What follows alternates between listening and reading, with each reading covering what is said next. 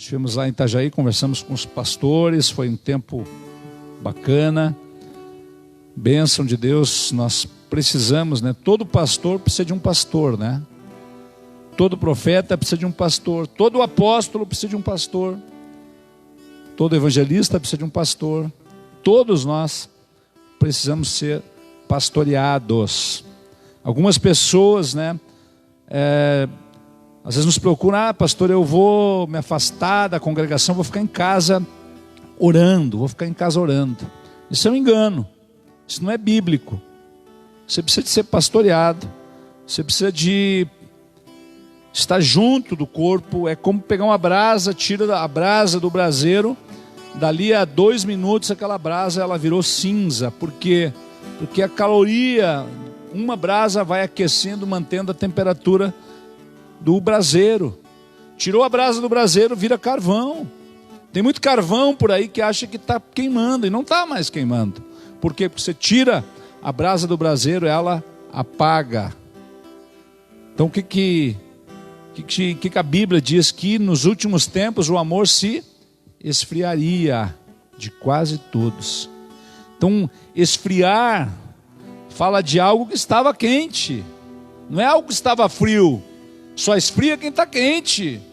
Então isso fala de alguém que estava na comunhão e que decide sair. Eu quero dar um tempo.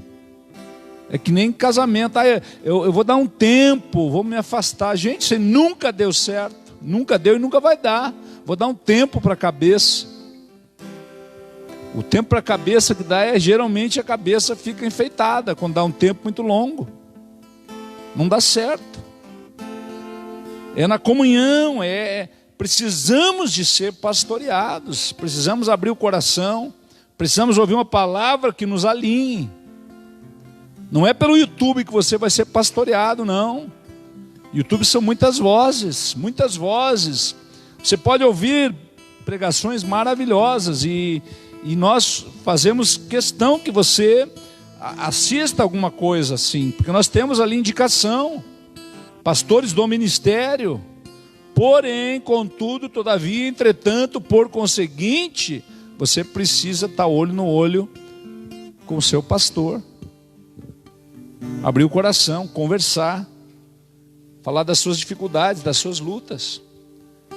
É por isso que nós não podemos deixar de congregar, como muitos, está na palavra. Então essa pessoa: pastor, eu quero um tempo, quero, ficar em casa orando. Me abençoa aí, pastor.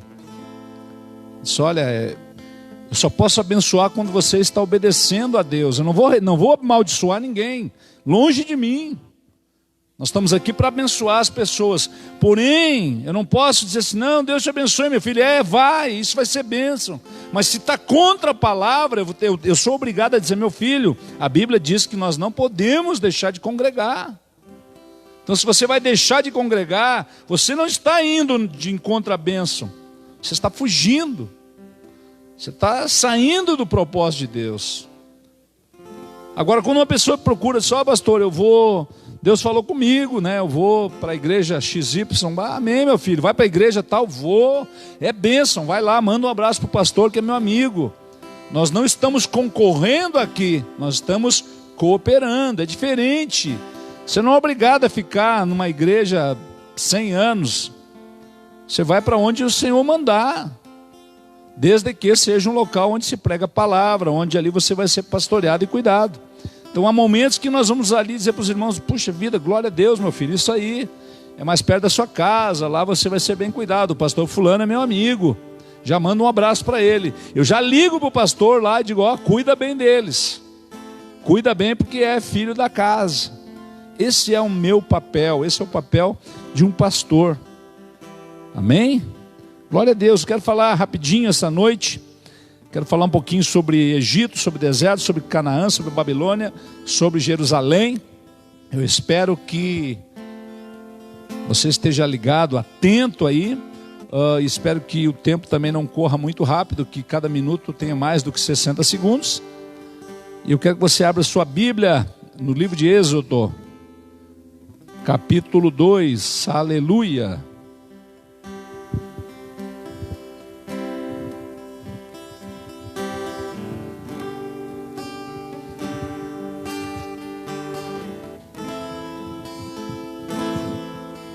Êxodo capítulo 2, versículo de número 11.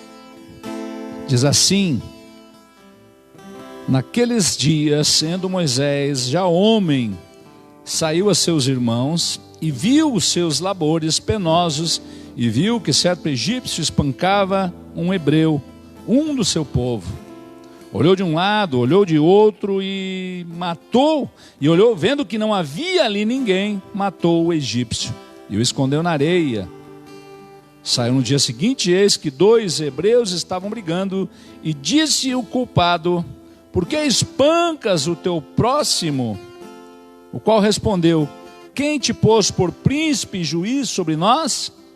Pensa matar-me como mataste este egípcio?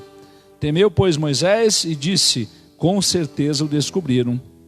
Informado desse caso, procurou Faraó matar a Moisés, porém Moisés fugiu da presença de Faraó e se deteve e se assentou junto a um poço. Sabe que havia uma promessa sobre Moisés, havia uma palavra sobre Moisés, e aqui ele tenta antecipar aquele projeto de Deus, quando ele tenta ali fazer justiça com as próprias mãos. Ele viu um de seu povo passando ali por uma humilhação, ele foi lá e tomou, na força do braço, foi lá e matou o agressor. E agora ele tem que ouvir o próprio Satanás falando: quem colocou você por príncipe? Quem colocou você sobre juiz sobre o teu povo? Quem?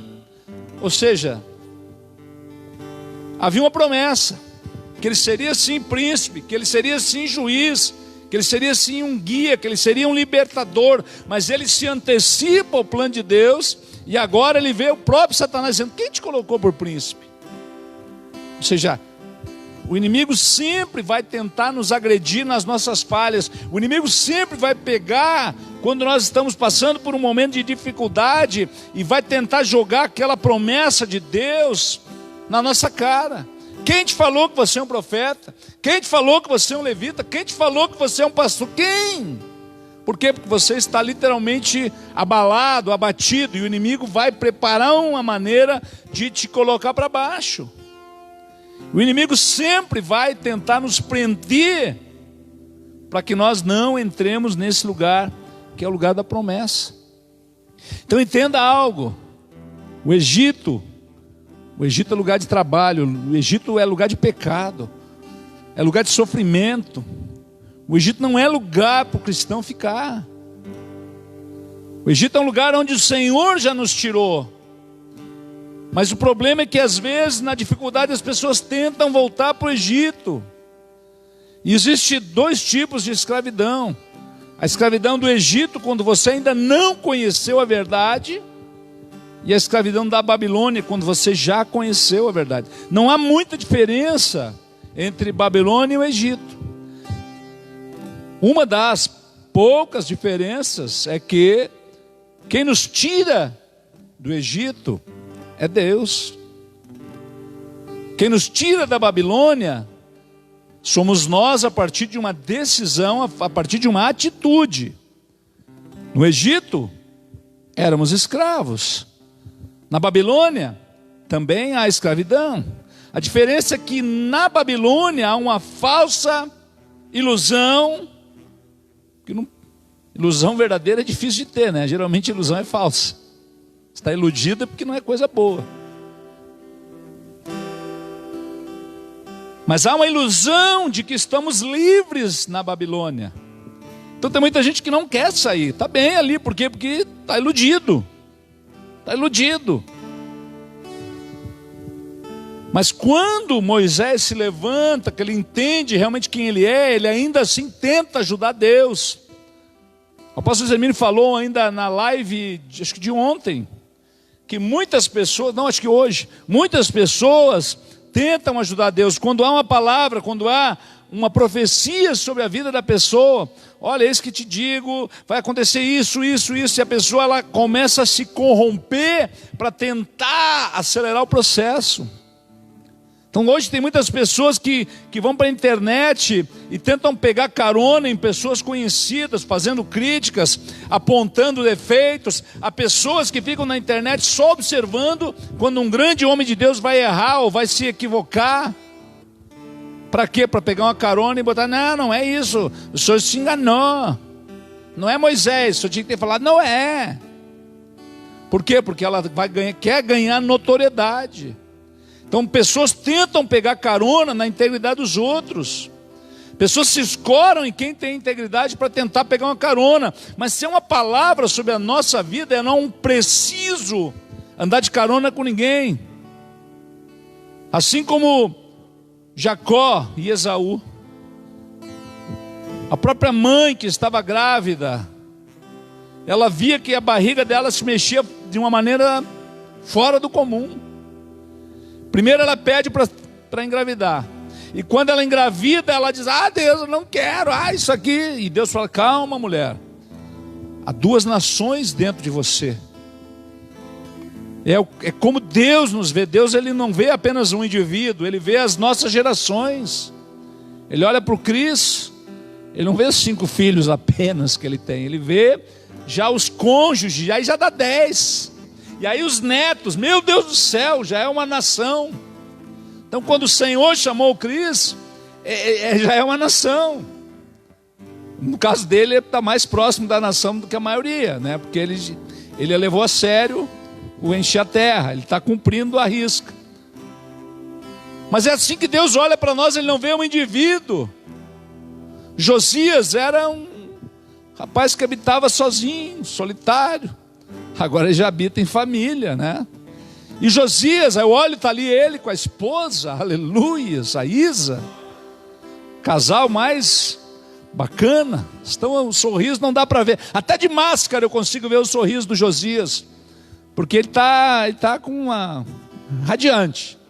A Isa, meu Deus, está ali feliz. Daqui eu vejo, através da máscara, o sorriso deles. 32 dentes expostos.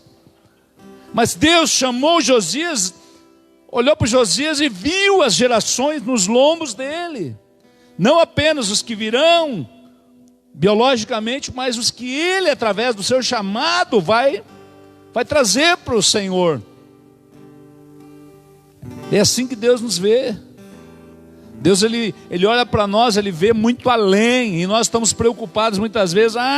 Só tem 2 peixinhos, 5 pãezinhos, vai faltar. Mas Deus, ele olha além.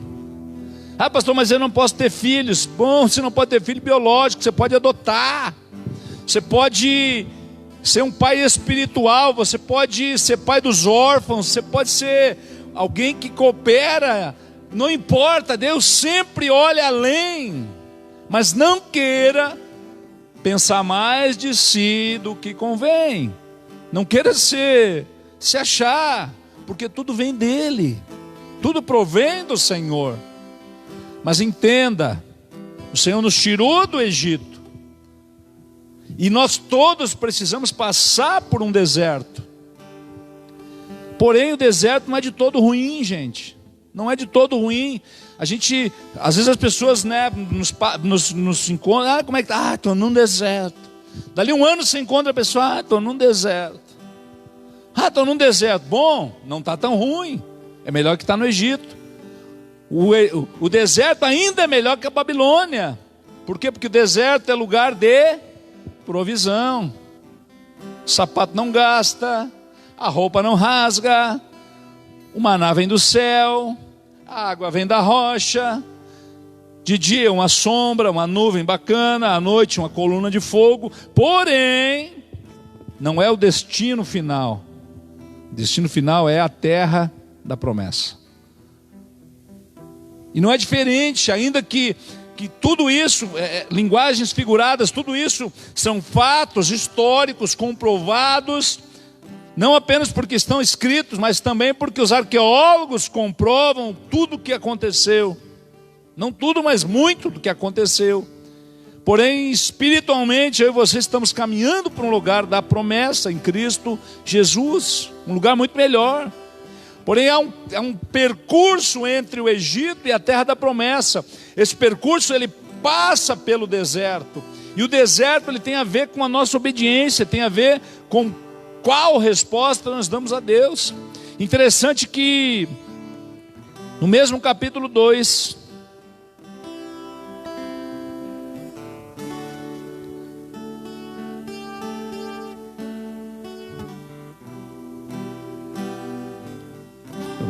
capítulo 2,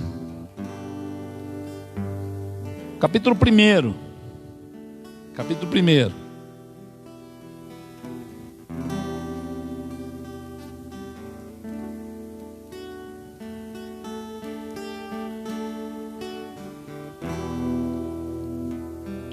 verso 7 do capítulo 1 diz: mas os filhos de Israel foram fecundos, aumentaram muito, se multiplicaram grandemente, se fortaleceram, de maneira que a terra se encheu deles.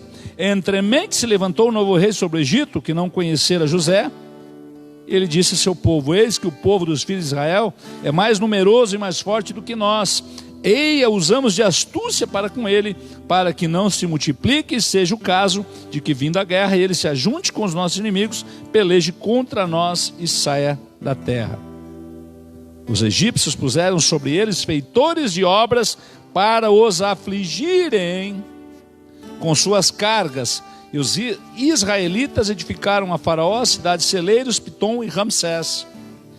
Mas quanto mais os afligiam, mais se multiplicavam, tanto mais se espalhavam, de maneira que se inquietava por causa dos filhos de Israel.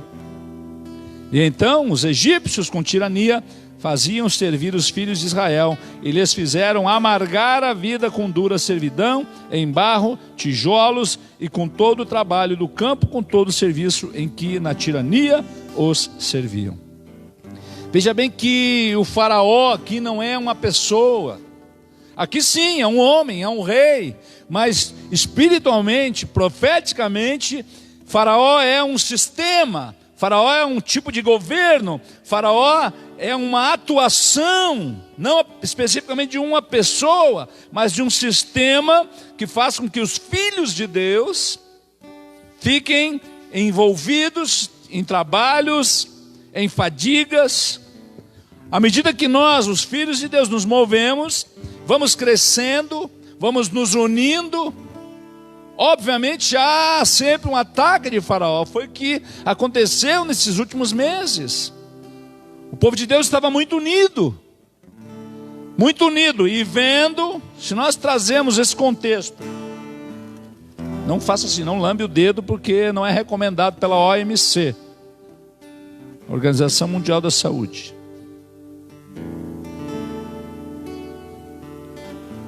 Verso 8, aliás, verso 9. E disse a seu povo: eis que o povo dos filhos de Israel é mais numeroso e mais forte do que nós. Ei, usamos de astúcia para com eles.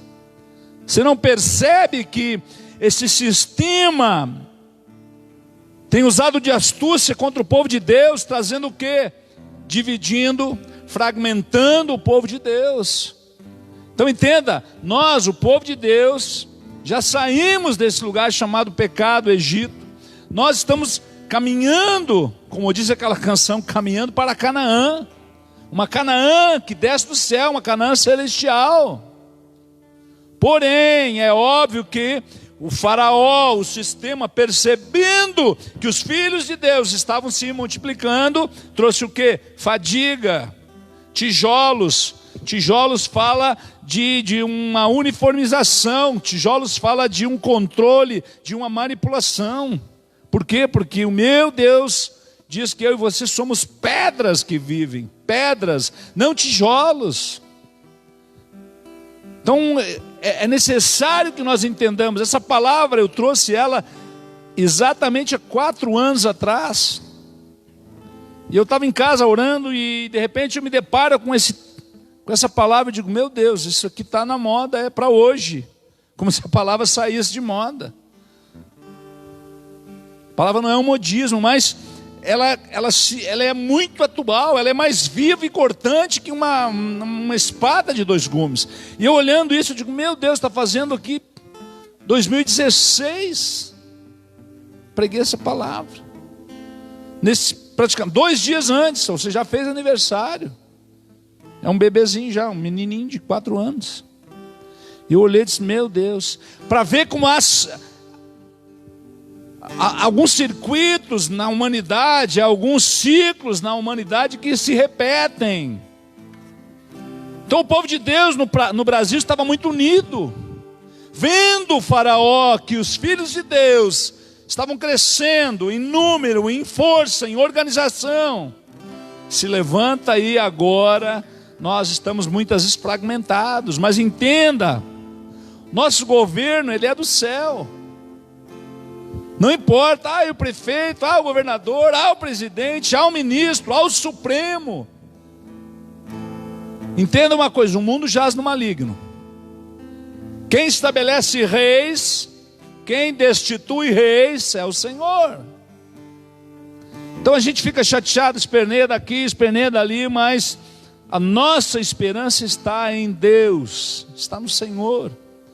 Então nós precisamos, a igreja precisa voltar nesse lugar de unidade, de crescimento. Não é tempo de guerra entre nós, não é tempo de tentar provar quem está certo, não é tempo de provar qual teologia é a mais correta. Pessoas têm buscado, eu quero fazer teologia, para quê? Porque eu quero ir para a internet, eu vou confrontar. Deus me chamou para confrontar. Quem é você? Vermezinho de Israel, quem é você? Quem você pensa que é? Aí Deus me chamou para confrontar. Não, o Senhor chamou você para você ir pregar o evangelho, ensinar tudo que Jesus ensinou. E uma das coisas principal que Jesus ensinou é o quê? É o amor. Mas amar quem? Amar o inimigo.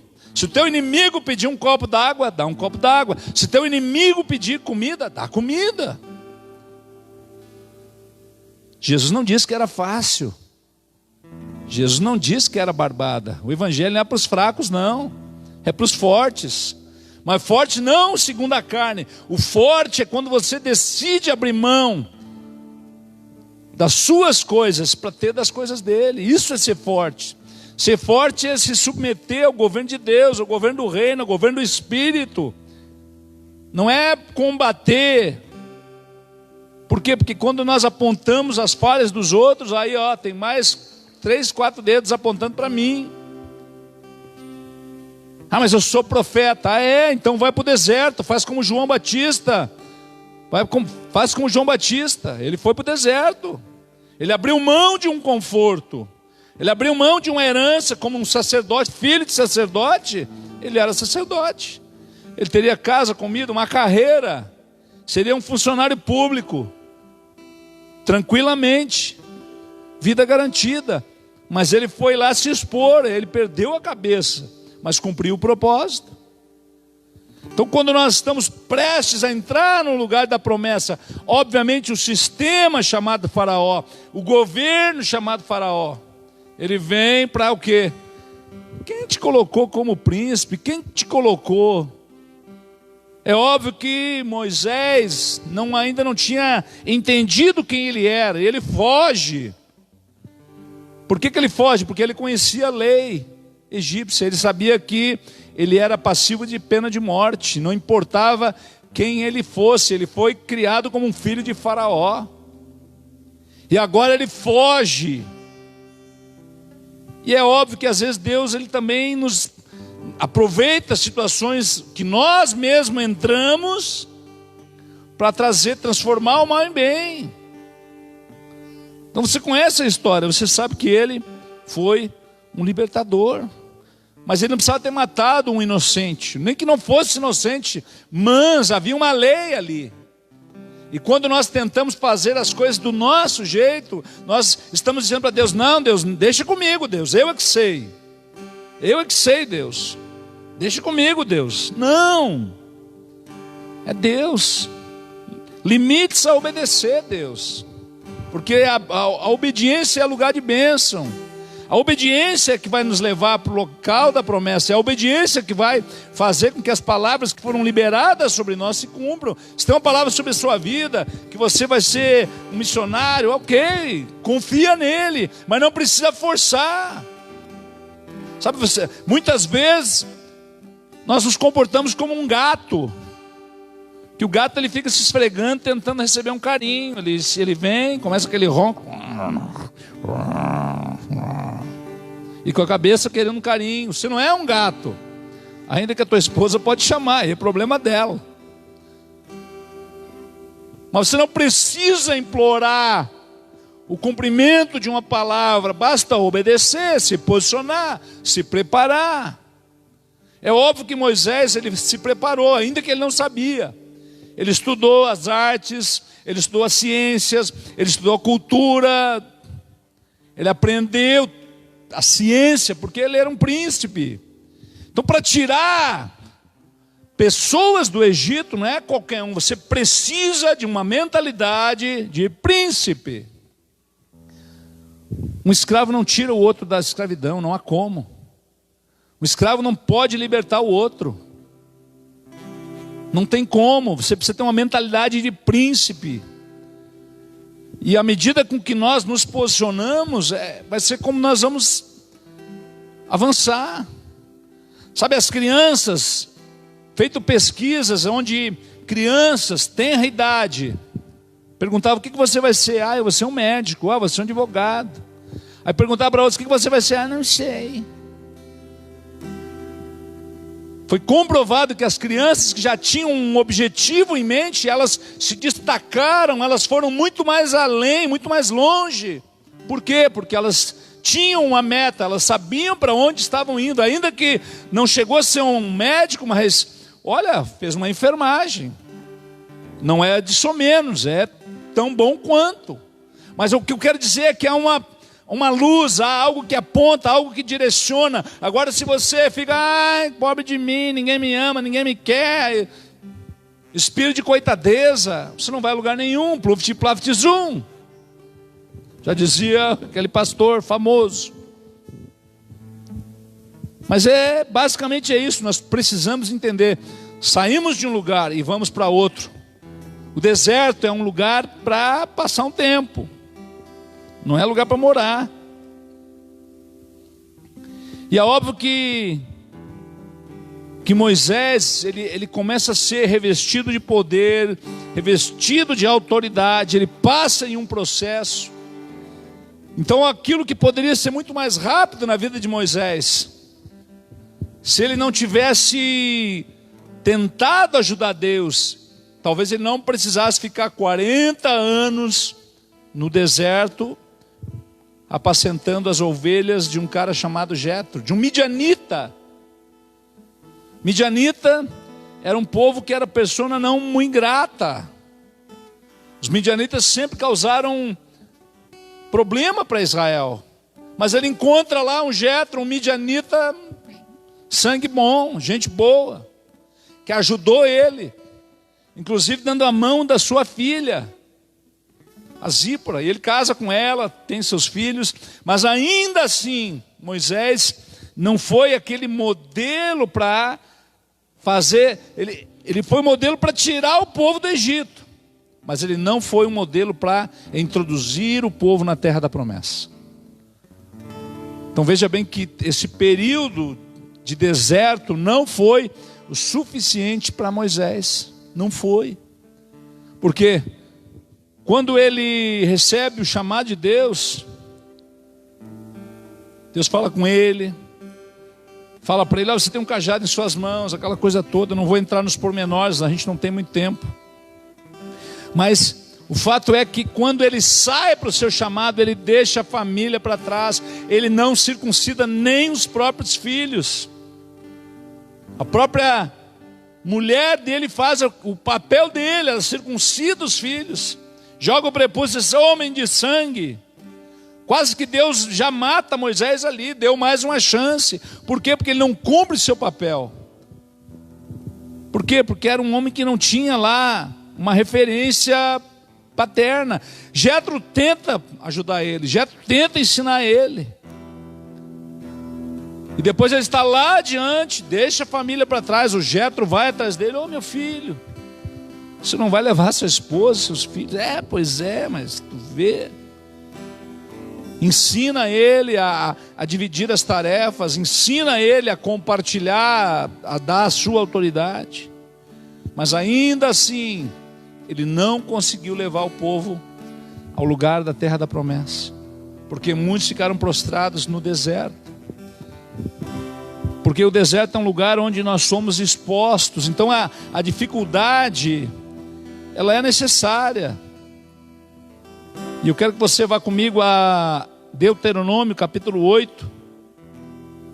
Talvez a gente tenha que continuar mais no domingo, se assim Deus nos permitir. Abra aí Deuteronômio 8.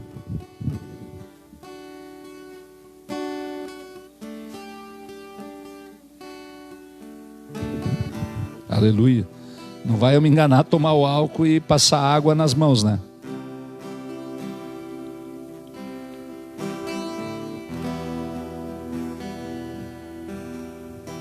Você achou aí? Deuteronômio? Deuteronômio é a repetição das instruções.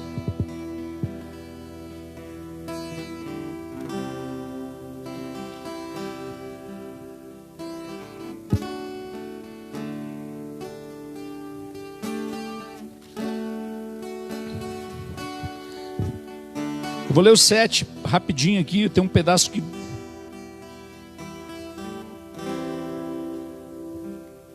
Verso 12 do capítulo 7 de Deuteronômio.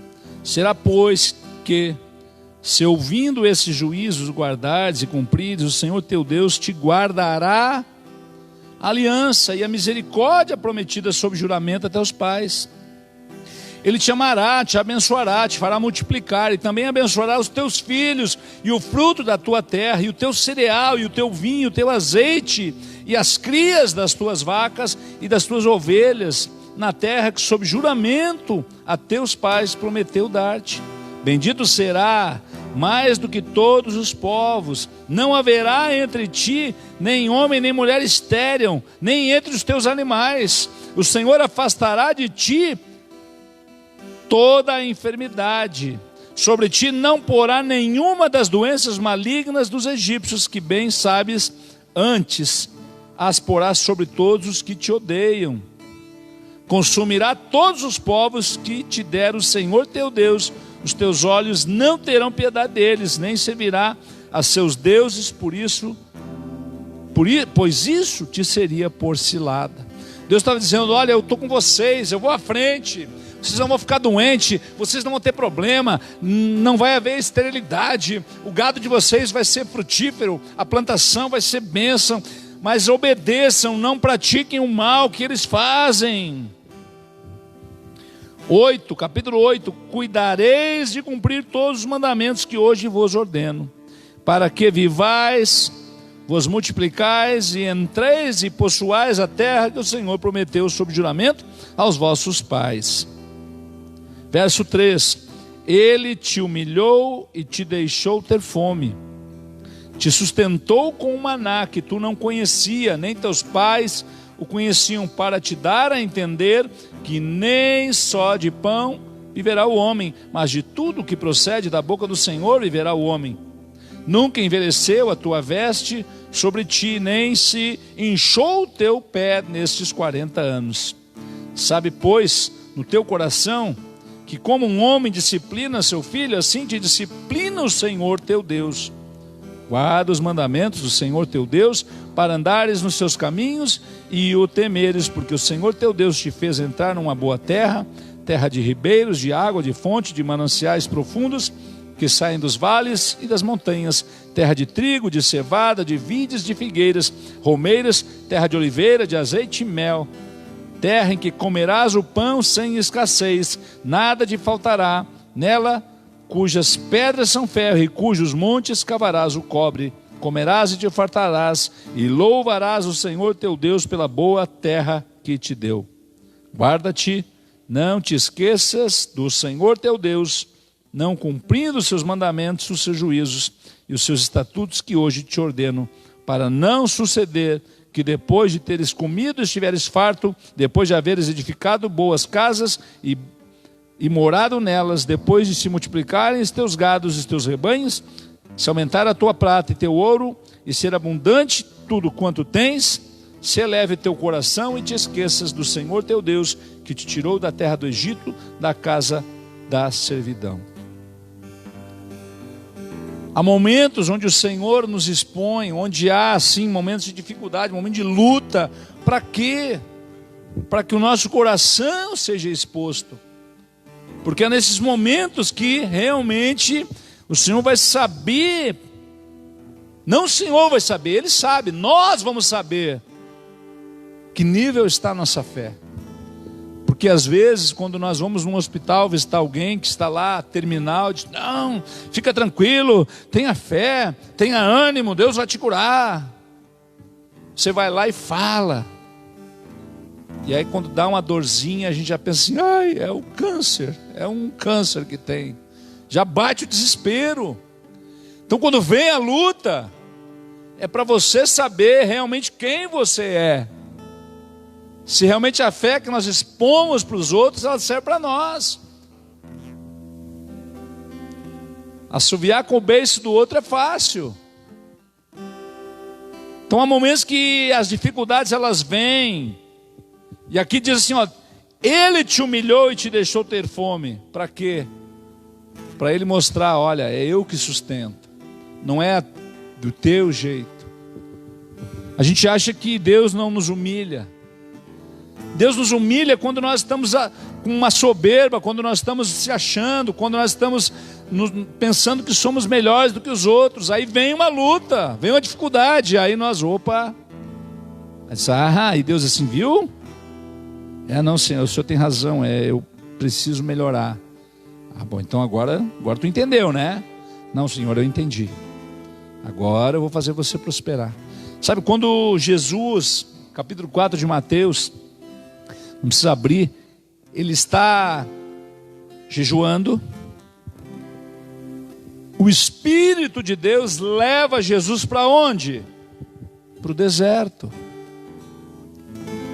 E quando Jesus está com fome, está com dificuldade, está ali naquele período já de jejum, quem coloca o Senhor em um alto monte é o Satanás. Então a gente acha que agora eu estou por cima, que é Deus que me colocou. Não necessariamente. Então às vezes você está por baixo, não é porque o Satanás colocou você. Quem levou Jesus para o deserto foi o Espírito Santo. Quem levou ele ao monte foi o Satanás. Então isso que eu e você precisamos entender. A resposta que nós damos, ela é diretamente proporcional à bênção que nos aguarda, à promessa que vai se cumprir. Então o processo ele pode ser mais longo ou menos. Foi o que aconteceu com Moisés. Ele ficou 40 anos fazendo pós-graduação na faculdade de ciências humanas ali com Jetro. Jetro era o professor dele. No deserto, 40 anos. Para quê? Sendo preparado. E ainda assim, ele passou só na média. Ele não passou com méritos. Não, ele passou só... Foi no básico, basicão.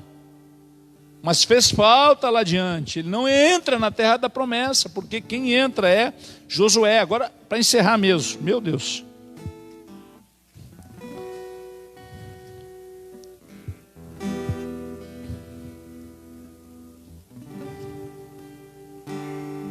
Capítulo 1, verso 1 diz: sucedeu depois da morte de Moisés, servo do Senhor, que este falou a Josué, filho de Num, servidor de Moisés, dizendo: Moisés, meu servo, é morto, dispõe-te agora, passa este Jordão, tu e todo este povo, a terra que eu dou aos filhos de Israel.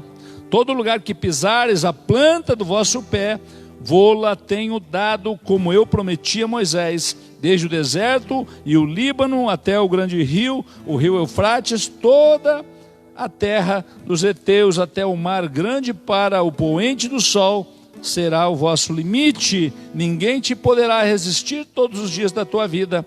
Como fui com Moisés, assim serei contigo. Não te deixarei, nem te desampararei. Sê forte e corajoso, porque tu farás este povo herdar a terra que sob juramento prometi dar a teus pais.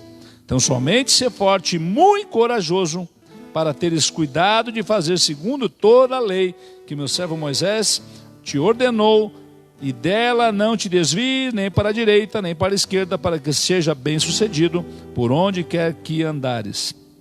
Não cesses de falar deste livro da lei, antes medita nele de dia e de noite, para que tenhais cuidado de fazer segundo tudo quanto nele está escrito, e então fará prosperar o teu caminho e será bem-sucedido.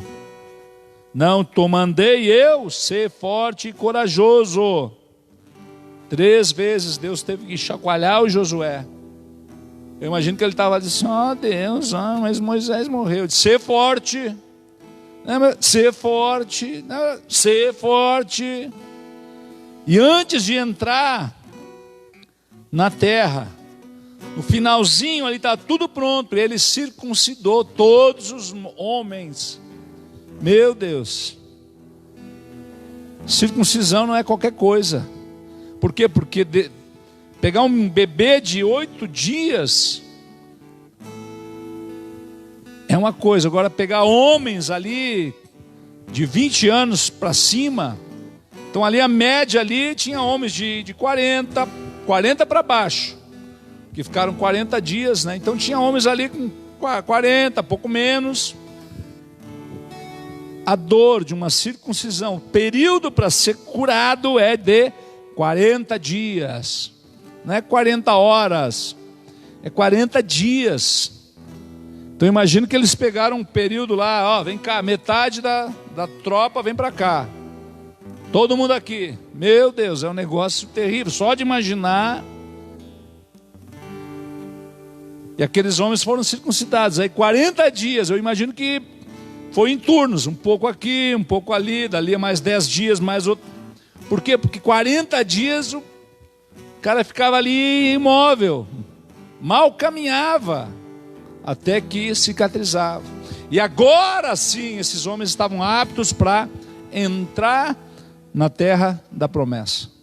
Então a circuncisão, ela representava uma ruptura entre o passado, uma ruptura do pecado, uma aliança na carne, apontando para a aliança com Cristo. Por quê? Porque o próprio Senhor Jesus, ele foi circuncidado ao 8º dia, ele derramou o seu sangue. Agora nossa aliança, ela não é mais uma aliança da circuncisão, mas é uma aliança pelo sangue de Cristo Jesus, para que eu e você entremos na terra da promessa. Então há momentos que nós vamos passar por luta, há momentos que nós vamos passar por dificuldade, mas tem de bom ânimo. O Senhor venceu, Ele venceu esse mundão, então nós vamos vencer também. Então entenda isso. Você saiu de um lugar, saiu do Egito, passou por dificuldades, passou por um deserto, mas o deserto é um lugar de preparação. O deserto não é um lugar para morrer ali, não.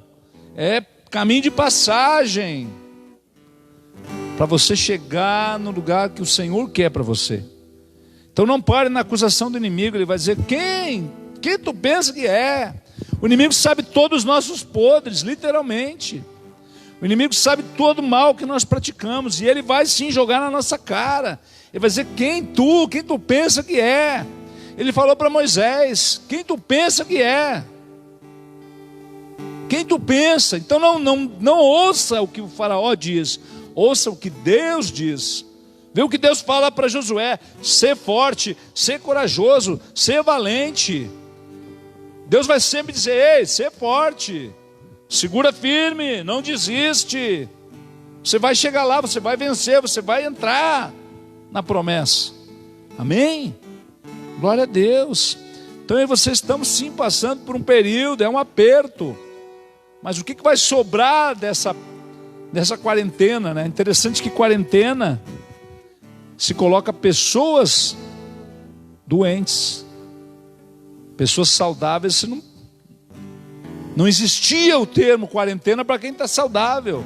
A quarentena sempre foi para quem estava doente. Mas o fato é, quantas congregações vão sobreviver a essa pandemia ou esse pandemônio? Quantas congregações, quantas empresas, quantas pessoas, Quantos políticos vão sobreviver? Vai ter muito político que não vai se eleger nem para síndico depois disso. É óbvio. Quem agiu de forma errada nesse período de dificuldade vai ser cobrado. Não é como antigamente que você não tinha informações acerca dos políticos. Agora é internet direto. A pessoa está lá no meio do deserto, vai aliviar o ventre atrás de uma árvore e vai ter lá um satélite filmando. Você está dentro da sua casa, você fala alguma coisa, o seu celular responde. A mulher do Google, ela está sempre antenada, e aí ela responde. Você fala com a sua esposa, vamos ver uma cozinha para a gente comprar. As irmãs, ninguém vai dizer amém. Viu, tem umas mulheres espertas. Aí você cogita com a sua esposa, pois é, vamos ver uma cozinha e tal. E aí a mulher do Google, ela responde. Aí no outro dia você começa a receber mensagens e mais mensagens de lojas, de sites vendendo cozinha. Então não tem onde você se ocultar. Então vai ter muito político que depois dessa pandemia acabou a carreira. Vai ter muito empresário, vai ter que fechar. Vai ter muito pastor que vai ter que voltar a pegar no basquete, no pesado.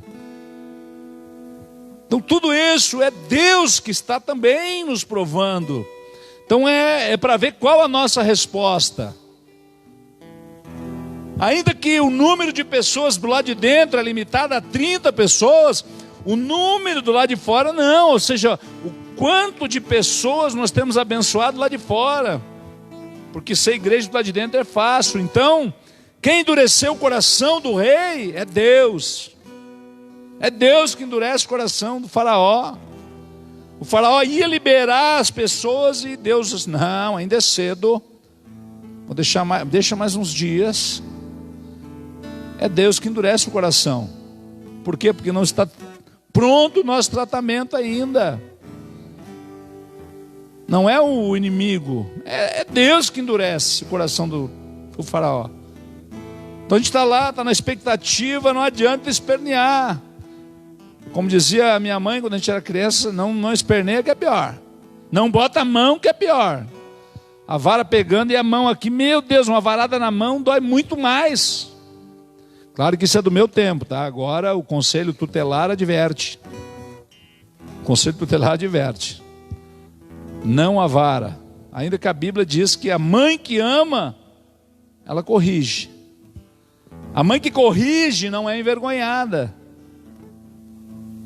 O pai, ele é o que disciplina, e a mãe é que educa. E eu lembro que eu botava a mão e a mãe dizia, não bota a mão que é pior. Meu Deus, a mão ficava chiando e depois, claro que a gente acabava levantando as mãos, eu me rendo. E aí... Mas o ponto é que Deus disciplina. Deuteronômio 8. É o Senhor que nos disciplina, como um pai, porque Ele nos ama. Então Ele não vai dar tudo que você vai pedir. Se você que tem uma criança pequena, quer chiclete. Aí dá chiclete, dá chiclete, dá chiclete, dá chiclete. A criança não come, apodrece os dentes, vai ter anemia, vai ter enfermidade e você vai ser bonzinho. Ela vai te amar. Ela vai te amar enquanto ela não entender, porque quando ela crescer e ela começar a ir no dentista, que ela entrar num período de adolescência, e o dentista olhar para a boca da criança, do adolescente assim, o que houve contigo? Não, minha mãe nunca me ensinou a cuidar dos meus dentes, a minha mãe dava tudo que eu queria. Minha mãe dava tudo que era só bala. Minha mãe, ela tinha preguiça de me ensinar a escovar os dentes. E aí aquela criança que estava feliz até não entender, agora está contra. Pessoas nos presídios. Eu estou aqui porque o meu pai, ele dava tudo que eu queria. E aí quando ele morreu, eu continuava querendo tudo que eu queria e tudo. E aí fui para o crime. E agora estou aqui. Então Deus é um Deus que disciplina. Ele não vai dar tudo que você quer, não. Por quê? Porque Ele quer o melhor para você. Então o deserto, ele é importante. Nos ajuda. Mas não é lugar para a gente morar. O deserto é lugar de passagem. O lugar de morar é na terra da promessa. Amém? Glória a Deus.